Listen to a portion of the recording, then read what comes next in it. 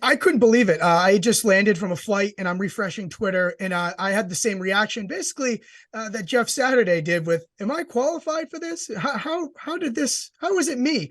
And look, whether that's out of context or not, like who cares? A decision like this is, you're inviting things to be taken out of context because look, I don't have really a problem with it. Like, who am I? I'm not a Colts fan. Like, what do I care? My issue is I can't believe how tragically they've mismanaged this situation, and the fact that it's basically caused a series of people to lose their jobs before this just because they have botched the quarterback situation so tremendously over the last 3 years. Like, they cut Rodrigo Blankenship week 1. Is it his fault that Carson Wentz sucks? Like, is it his fault that they signed Phillip Rivers? No. They fire Marcus Brady. Is it his fault? I don't really think so. And then they bench Matt Ryan and say we're benching him when he's injured. They didn't need to do that. Like, Matt Ryan's a vet. He doesn't need to be treated like that. Is it his fault that Carson Wentz is no good? Is it his fault that it's not Matt Ryan's fault he's no good anymore? Like, so I just have a hard time. It's like if we had a company and we had a bad CFO and it caused everybody else to lose their job. It's ridiculous to me.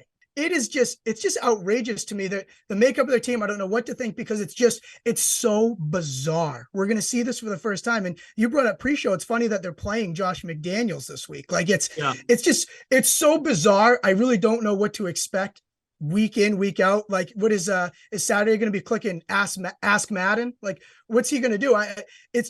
I really couldn't tell you. I'm not going to pretend to know because I don't even know if Jeff Saturday really knows. And I'll say this, Jeff Saturday, dude, what are you doing? You want to go coach that badly? You got a great gig. Everybody's looking to get your gig. Sean McVay, he can't wait to get out of coaching. He wants to go have your job, Jeff Saturday. So you're like, no, I get this great job. I'm going to sit behind the desk, talk to Greeny, whatever. And you're like, no, I want to work 70 hours a week.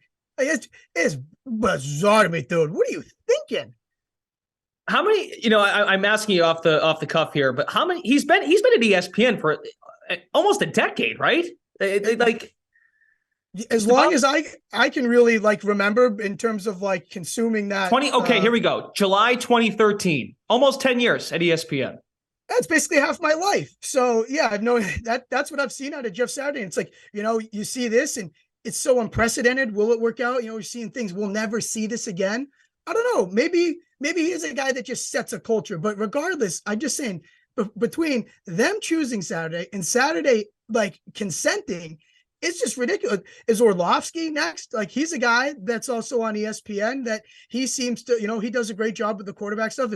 Is Orlovsky going to jump in? Is this open the door for that type of thing? RG3, he's itching to get in there, but these guys, man, you got the best gig ever. You don't have to work 70 hours a week. I don't get it. You don't have to be under the microscope. Why is Saturday interested in doing this? Beyond me.